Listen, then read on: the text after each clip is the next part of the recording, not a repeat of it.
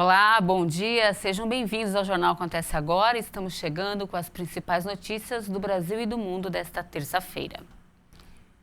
O Instituto Butantan deve apresentar nesta terça-feira os dados completos referentes à eficácia da Coronavac, após os testes realizados no Brasil. As informações serão divulgadas em entrevista coletiva na sede do Instituto, marcada para logo mais, ao 12h45. A Coronavac é uma vacina contra a Covid-19 que usa vírus inativados. Ela é desenvolvida pelo laboratório chinês Sinovac, em parceria com o Butantan, que é vinculado ao governo de São Paulo. Na semana passada, o Instituto havia anunciado que nos testes no Brasil, o imunizante atingiu 78% de eficácia em casos leves e 100% em casos graves e moderados. Ou seja, a vacina protegeu contra mortes e complicações mais severas da doença. No entanto, ainda não foi divulgada a eficácia global da Coronavac. O plasma pode reduzir o risco de Covid-19 grave se usado precocemente.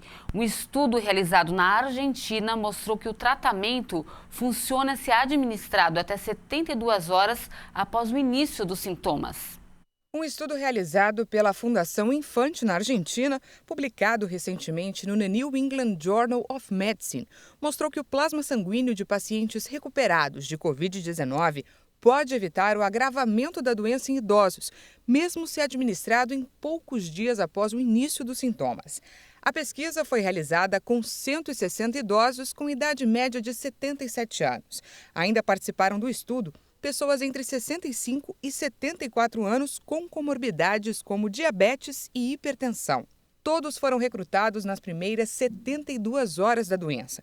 Os voluntários foram divididos em dois grupos. Um recebeu tratamento à base de plasma e o outro placebo. O plasma foi retirado de pessoas que tiveram Covid-19 e já apresentavam teste negativo para a doença. Cada doador era capaz de fornecer plasma necessário para atender a 3 pacientes. Os voluntários que receberam o tratamento com plasma apresentaram 48% menos chance de desenvolver quadros respiratórios graves.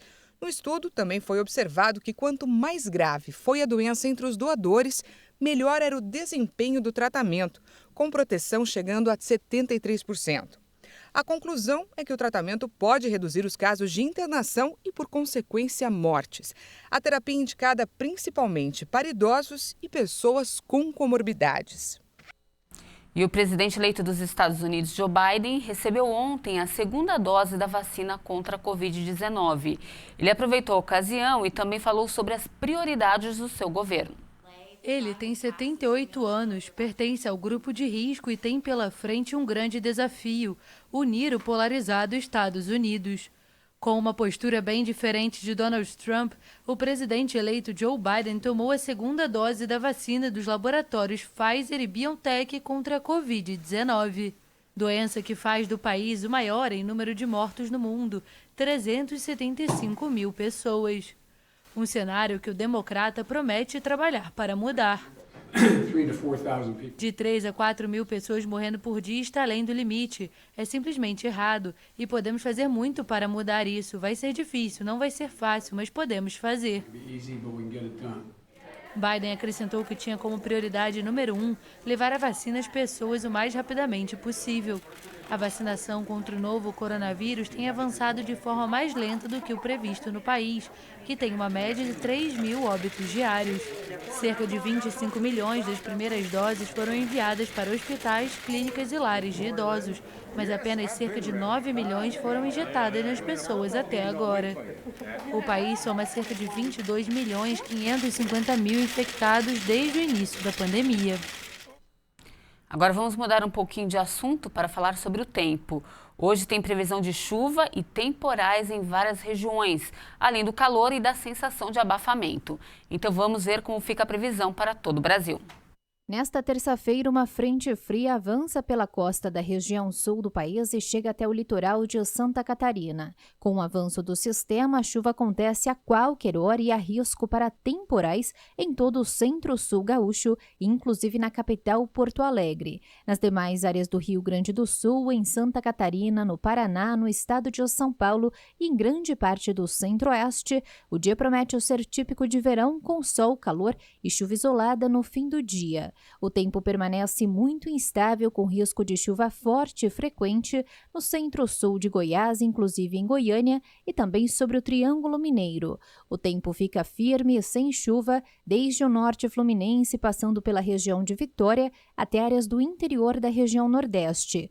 O tempo vai ficar muito instável nesta terça, com temporais frequentes, desde o oeste da Bahia, passando pelo sul do Maranhão e do Piauí, até o interior do Pará, e também sobre a capital Manaus. Chove de forma passageira entre Salvador e a região de Fortaleza. Nas demais áreas do país, inclusive em todas as áreas de Roraima, no Acre, em Rondônia e também sobre as capitais Belo Horizonte e Rio de Janeiro, o dia começa com sol e chove de forma muito isolada, apenas entre a tarde e a noite.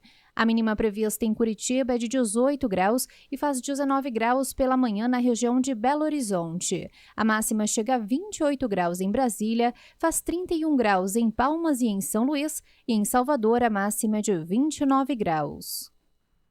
O anúncio feito ontem do fim de todas as operações de produção no Brasil da montadora de veículos Ford pegou boa parte da população de surpresa. O plano de reestruturação da montadora foi assunto nas ruas do Rio de Janeiro, levantando preocupação com os rumos da economia brasileira.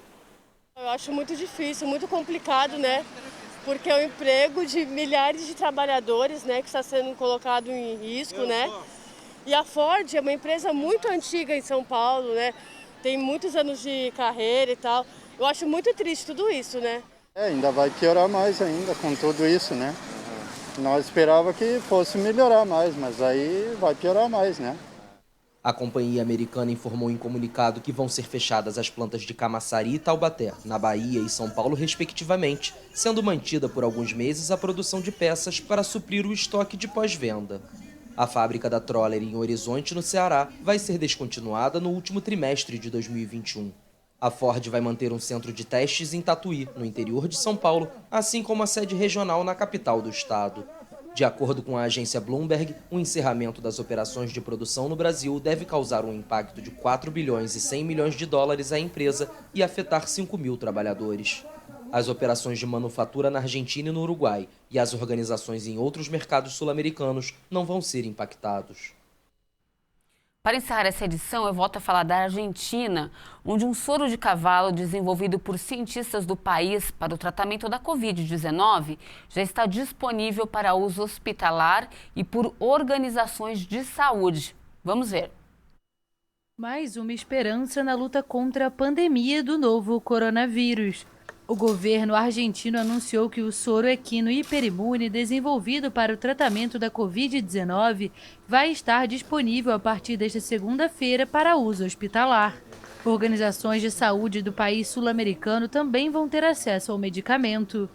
O estudo clínico do soro começou em setembro em pacientes de 18 hospitais que desenvolveram a doença nas formas moderada a grave. De acordo com a Imunova, laboratório onde o soro foi desenvolvido, o medicamento é indicado para pacientes que pioram sem desenvolver a própria resposta imunológica a tempo.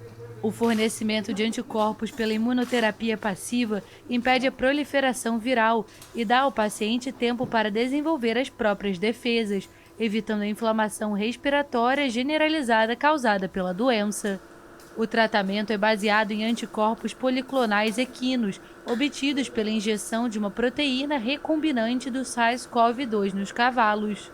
A proteína é inócua para os animais, mas faz com que gerem uma grande quantidade de anticorpos neutralizantes. O medicamento apresentou resultados positivos na redução da mortalidade em cerca de 45%. A Argentina registra mais de 1.700.000 casos de coronavírus, com quase 44.500 mortes, em uma população de 44 milhões. E essa edição fica por aqui. Se você quiser rever todas as reportagens, já sabe, acesse o nosso canal no YouTube. Muito obrigada pela companhia. Eu volto às 11 da manhã falando sobre as promoções do mês de janeiro. Essa você não pode perder. É daqui a pouquinho e eu espero você. Até mais.